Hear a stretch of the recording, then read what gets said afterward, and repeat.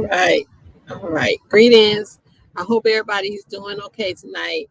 As you can see on the screen, I have the Kwanzaa Reading Challenge, and we finished it up yesterday. And so I wanted to make a special presentation because I'm gonna tell y'all that the birth to 10-year-old, they compete. They compete. And so I'm so proud of our babies because our babies are reading, and I'm so thankful and grateful for the parents who encourage it. And so as you know, we had the Kwanzaa Reading Challenge. The Kwanzaa Reading Challenge was from December 4th to January 2nd, which was yesterday. And so each week I would send out an email to those who participated to let them know who was leading and so on and so forth. And so every week the lead kind of changed, but I'm so excited. Greetings, Sister Mary. It's good to see you on this evening. Just gonna do a quick live just to announce the Kwanzaa Reading Challenge winners and to talk a little bit about the upcoming calendar year 2024 and some things that I want to read, and I'm challenging myself to read, and I want you all to read with me. Let's encourage each other. We can read some good books. There's a lot of great Black books out there, and I'm thankful that I'm in a position to know what's available and what's good and what can help us grow. Greetings, Brother Rodney. Glad you can join me today. But I want to first announce the winners of the Kwanzaa Reading Challenge. And from our birth to 10-year-old category, we had about 12 people sign up in one family. And so we had 3 age groups. We had our birth to 10-year-olds, then we had our young adults, our 11 to 16, and then we had our 16 and up, which is the adult category. And then we had a family enter. And so hey, that's a whole nother category, our family. And so from our birth to 10, we had Ziana M. I'm not going to give out their full names. Diana, she is our first place winner for the Kwanzaa Reading Challenge. Now, with the Kwanzaa Reading Challenge, we did something different. The scholars actually, and those who they had to write reviews. And so I wanted to incorporate a writing component to it since, most of us we're out for semester break or the holiday or whatever. So they had to write a review each book they read. And so Ziana M is our birth to 10-year-old winner. And then our young adult, we had Justique H. Justique is our young adult winner. And then on the adult category, we have Carol J, who is my sister, and I'm excited. She is our adult winner. And then we had our family with Mama Simone all the way down there in Atlanta. So I'm excited because each week these people, these children and adults, they read relevant books, Kwanzaa books, and sometimes they even sent in pictures, and they also wrote reviews. So I was excited about that because most of you who know me know I define literacy as the ability to read, write, and think critically. And so when you're reading and you're writing reviews, is a great way to be able to express what you're feeling and what you have read to make them to help make sure that they're and ensure that they're understanding what they read. Greetings, Sister Mila. I'm glad you're on as well. It's good to see everybody on as I talk about this Kwanzaa Reading Challenge. And so I'm excited. So be looking for more reading challenges in the future. I think I was thinking about doing one next month for Black History Month, but I think I'm gonna pass on that and just wait until the summer. But I do have, y'all know I have a challenge in store for us next month, so just be looking for that in the coming weeks. I've been working on that for the library and for us as well, so I'm excited. Y'all know I love Black History Month because I love to remember the legacy of our great Barbara Carter G. Woodson during February. Of course, we teach Black, we talk Black, we do everything Black 365, 24/7. but we just want to acknowledge and celebrate us. You know, we Black every month, but we Black in February, right? And so I'm excited about some of the things that I have planned for next month. But you know, we're gonna do it all year because I did choose 12 books. 12 books. I plan on reading a whole bunch more than 12 during 2024, but I would like y'all to read with me so that when I come on and talk during the Read Black with Me segments, I can get some great feedback. I good feedback, but I would love great feedback to have you involved with what I plan on reading and discussing each month. I am going to share some of the books that the children and I will be reading on Tuesdays as well. So I do want to, I'm going to talk a little bit about the book that I'm going to be reading this month and next month because I really read the same two books every year. In January to start the calendar year, not the new year, the calendar year. I like to read the same book in January. And then in February, I always like to read the same book as well. So if you want to read with me, and I'm going to be making a post because I really, really, really, really want you all to be encouraged and inspired to read the books that I'm reading. And most of these books you'll be able to get at the St. Copa Soul Shop. Y'all know that's our retail space here in at the Culture Center. So in January, I'll be reading this book. I was looking for a book about health and wellness. Ooh, it's been about 5 years ago because I remember my father was still in the physical realm. About 5 to 6 years ago, by a Black author specific to Black people. And so I just started searching. I did a Google search, I did an Amazon search, and I found a book. And the title of the book is The Rule Book and User Guide for Healthy Living. Common Sense for Black Folks Who Are Sick and Tired of Being Sick and Tired. And it is by Nana Oper.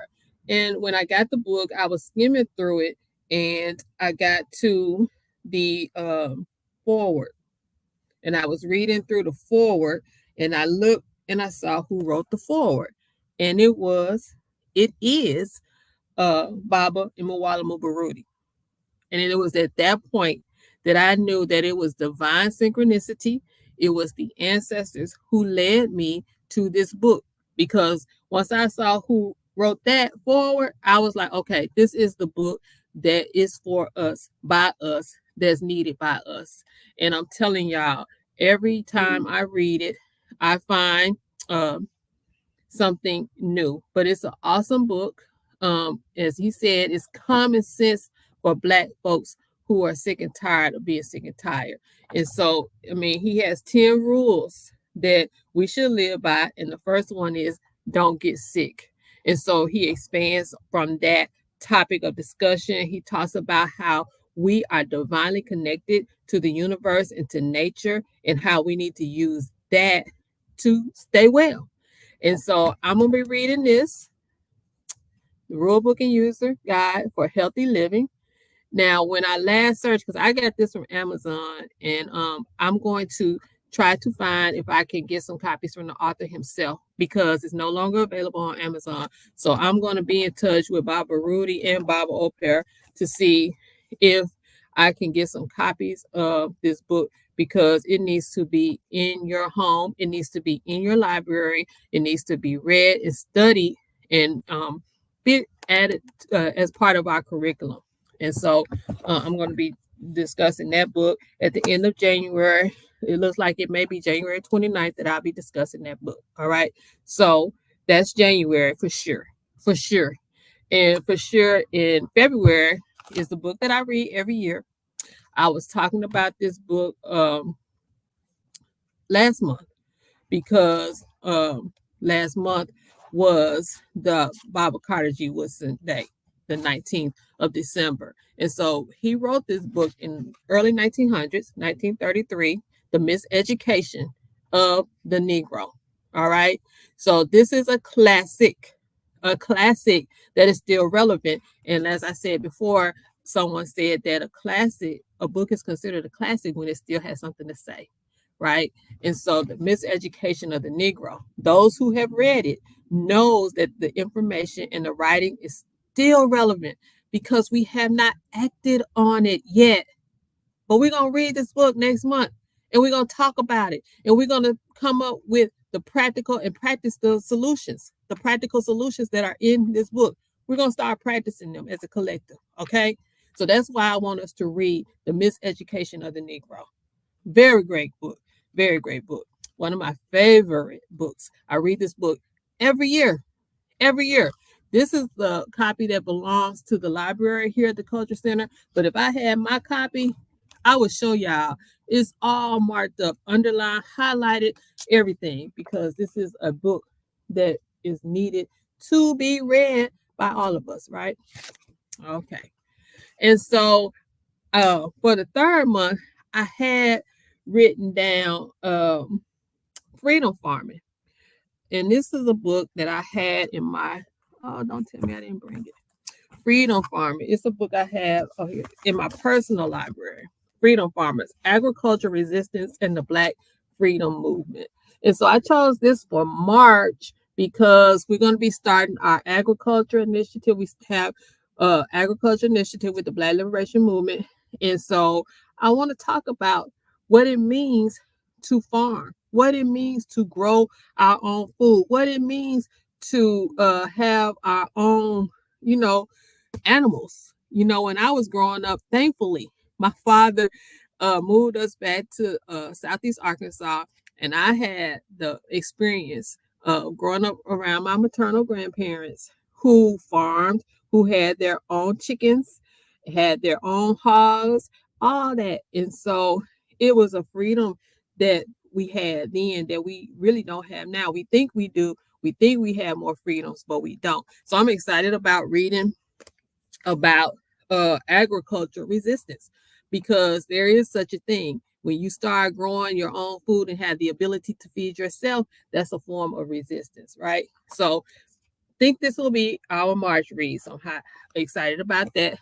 Greetings, sister, brother Asiatic, brother Obafemi, brother Freya Bright. I'm so glad to have y'all on tonight because we're going to be reading Black in 2024, and we're going to be reading together as a family, as a community. And so I just wanted to talk about some of the books that I plan on reading.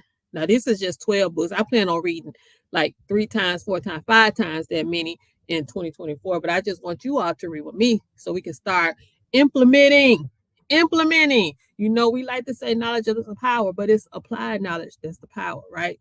So yeah, we're going to be reading Black, right? So in January, we got the Rule Book and User Guide. In February, we got the Miseducation of the Negro. In March, we got Freedom Fighters. In April, I have High on the Hog, A Culinary Journey from Africa to America. So I have become addicted to the Netflix series, with Mama Jessica Harris, when she's in the first episode with the brother. I can't remember the brother's name, but I was like, wow, I got to pull my book off my shelf and start reading it because the information in that docuseries is like, it's beautiful. It's beautiful. So I was watching the second season and I got kind of frustrated because I didn't know it was only 4 episodes so far. So I started watching season 1 over again, when they're in the market and you see the okra, you see the yams, you see the peas, all these foods that our ancestors brought with them. And then I was talking to one of my colleagues today, and she had gone to Charleston, and we just started talking about the African cuisine, right? And we were talking about the rice and all that. So, yeah. We're going to be reading High on the Hog, and we're going to be comparing it with the series because that's what I like to do, right? So I have this for April. That may change a little bit. So y'all start writing down these book titles, but I'm also going to make a post about it too, and I will let you know which ones you can get at Sankofa Soul Shop. So this is High on the Hog. So I plan on reading that this year. And then I had The Devil You Know. A Black Power Manifesto by Charles Blow. Now, I read this and it's really good. And now they have the documentary South of Black Power on HBO Max that's kind of based off this book. And so, what Charles Blow is talking about is how we need to migrate as Black folks back to the South and take control of Black spaces where we dominate, right? And so, that's kind of what we talk about. But that it kind of what we talk about. That is what we talk about with the Black Liberation Movement and the Mississippi on the Move project program, is we've been going to Black townships, encouraging people to get involved with the political process. We've been to Holly Springs, which is Ida B. Wells territory. We've been to Indianola, which is Fannie Lou Hamer territory. We've been to Clarksdale, Aaron Henry, Vera Mae Piggy, can't think of the other brother's name, Amzie Moore, Baba Amzie Moore territory. We've been to several Black spaces. And we want our people to understand what it means to really be involved with politics, not just voting. Voting is just one aspect of being involved in the political process. And so we're going to be reading The Devil You Know. And he reminds me so much, Charles Blow reminds me so much of James Baldwin, because I'm not your Negro. Many people think that means that I'm not the one to be F with, I ain't the one to be messed with. No, that ain't what James Baldwin meant when he said, I'm not your Negro. What he meant was, like, I'm going to tell y'all how to do it, but I ain't going to be the one to do it. You know, I believe in what Martin and Malcolm are saying, but I ain't going to be the one to do it. I just want to sit on this couch, cross my legs, smoke my cigarettes, and talk about it. So, you know, it's kind of like that with the W No, but I will say that Charles Blow did move from New York to the South, but he's in the metropolitan area of Atlanta. He's not down here in these nooks and crannies where we are telling people to control their spaces like cold water, right? So we're going to be reading the W No. And now I'm just going to kind of go through my stack because I don't have any particular order for them. I did throw in some historical fiction because I really like historical fiction. And then I threw in a young adult title because I really like young adult novels. They're really, really good, right? And even the nonfiction is good too. Greetings, Sister Monique. It's good to see you. Thank you, Sister Mila. Yes, I'm so excited. Yeah, Brother Aubrey, South of Black Power. And it's really interesting because you know where he starts off in the documentary? He starts off in Jackson, which is so relevant because y'all know what they're trying to do in Jackson, right? It's like a civil war in the state of Mississippi versus the city of Jackson.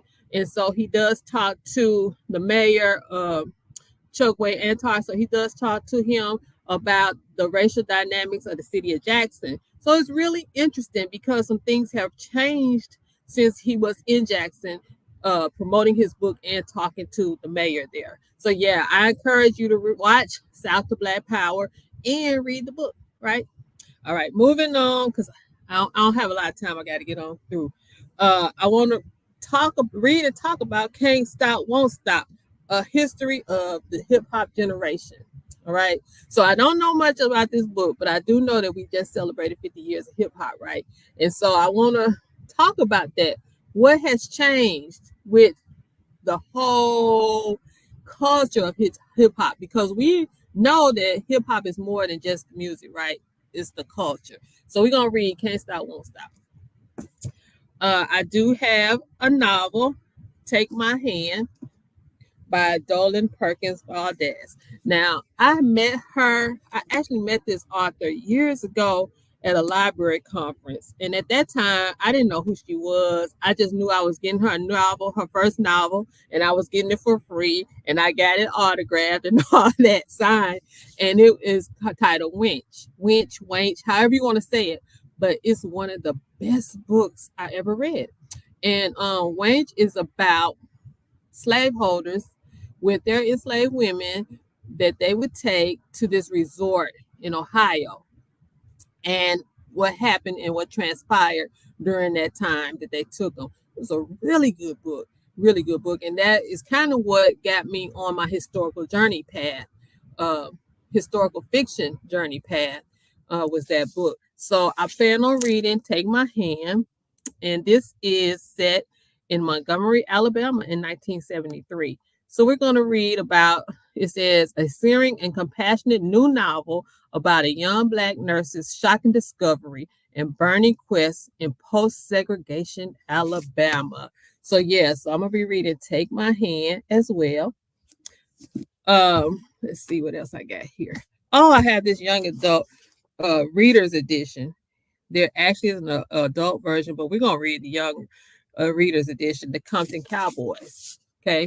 And this is the story about those cowboys in Compton. I think this was a series as well. I think it was. Now that if I'm remembering correctly, y'all help me out. But we're going to be reading the Compton Cowboys. Yeah. Yeah. Yeah. Okay. Hey, quiet Ezzy. You know I be butchering your name. You had one more book to enter. Well, you know what? Save it, because we're gonna be doing another reading challenge coming up soon. Okay. So this book I picked up from the library, Black Candle Women. And this is I picked it up, look, because their last name is Montrose. And y'all know I'm from Montrose, Arkansas. So I was like, Montrose, generations of Montrose women. And so I'm gonna be reading this. I think it's current day. Yeah. So I think it's kind of one of those kind of spiritual kind of revelation novels. So we're gonna be reading Black Candle Women. Looks good, don't it? Yeah, we're gonna read that too. So it says an intoxicating potion of warmth, wisdom, and wonder. Black women, Black Candle Women. So that's one that I'm going to be reading. Oh, yay. You said you read it? Okay, yes, I'm going to love it. All right. Well, I'm excited now. Yes, I love that kind of feedback. Thank you. Thank you, sis. One of my favorite young adult books is One Crazy Summer by Rita Williams Garcia. And this is the first in 3 books. It's a series. So we have One Crazy Summer, you have PSB 11, and then you have Gone Crazy in Alabama. But this is the first one, and it's about 3 sisters who live with their grandmother in New York, and then they go visit their mother in Oakland, California, the summer of 1968. And so they learn about the Black Panther Party and all that. So this is a really, really, really good one. So we're gonna be reading One Crazy Summer. I actually read this book when I did a reading challenge, a summer reading challenge with Goodreads like some years ago. So this is a really, really good book that I'm encouraging all of us to read. Yes, yeah, Brother Oba. I know he enjoyed it because it's a good one. And then I got some kind of heavy stuff that we're gonna be reading. We're gonna read Black Fatigue. Black Fatigue, How Racism Erodes the Mind, Body, and Spirit. And so this kind of reminds me of that book, The Unapologetic Guide to Black Mental Health. So I wanna read this because I think we don't even realize how they call it microaggressions now, but we don't really realize how the subtle things affect our day to day. And so I want to read this because I want us to really start dealing with mental health. We talk a lot about it, but when people display obvious mental health challenges, we make fun of it or we ignore it or things of that sort. So yeah, we're gonna read it. Okay, Quasi, we're gonna read this book this year, 2024. Okay. I will definitely let you know when we started. And then I started, but I didn't finish. So we're gonna finish it in 2024. We Will Shoot Back by Baba Akinyele. Yeah, I reference this book a lot because when I was reading this book, it made me understand the extent to how we have been miseducated because we think our ancestors didn't fight back. But I'm gonna tell you, this is just in Mississippi. This is just in Mississippi where our ancestors and our elders fought these people back. If you go back and you look at the interview that I did with Baba Akinyele, he will tell the stories of Janie Brewer, C.O. Chin, the Steptoe, Dahmer, all these people fought back. So I want to finish this book. We do have brother Skip Robinson, Baba Skip Robinson, who is featured in this book on our wall here at the center because he organized the United League and had thousands, thousands of our ancestors and elders on his team. So we're gonna read Will Shoot Back too. So those are the books that I plan on reading with you all. 2024. I will be making a post to share the titles, and I'll be letting you know which ones you can get here at Sankofa Soul Shop so that you can support what we do here at the center and online, because every week we're gonna start up again. Next week, I read with our babies. We meet online at 5 o'clock on Tuesdays, and our babies are reading out loud. We're discussing the books, we're discussing the characters, we're discussing the settings, the plots, everything. So starting next week, me and our babies that are in Pennsylvania, Arkansas, Georgia, Colorado, Mississippi, we're going to start reading Voice of Freedom, Fannie Lou Hamer. Voice of Freedom, Fannie Lou Hamer, our very own, right here in Mississippi. We're going to be reading Carter Reads the Newspaper, the story of Carter G. Woodson, right? One of my favorite ancestors, Carter G. Woodson. So we're going to be reading that. And then we're going to be reading My Day with Pain. And so this is about a little girl in Haiti. And we're going to be reading about the customs and cultures in Haiti. So I'm excited about what I have so far and what we're going to be doing together. Brother Oba, yes, we are going to finish this book in 2024, right? We're going to finish it. Minister Johnson, you know, I'm going to get it. I'm going to get it for you. So if y'all would just leave in the comments what y'all reading. How are y'all starting off 2024? I'm starting it off with the third in the series, A Crown So Cursed by L.L. McKinney. The first one is A Blade So Black. Y'all, these are some good supernatural. If you like fantasy and supernatural kind of novels and they're a quick read, it's kind of like Tristan Strong. I'm almost done. I plan on being finished with it by this week so that I can start on the user guide and rule book and another book back there I have.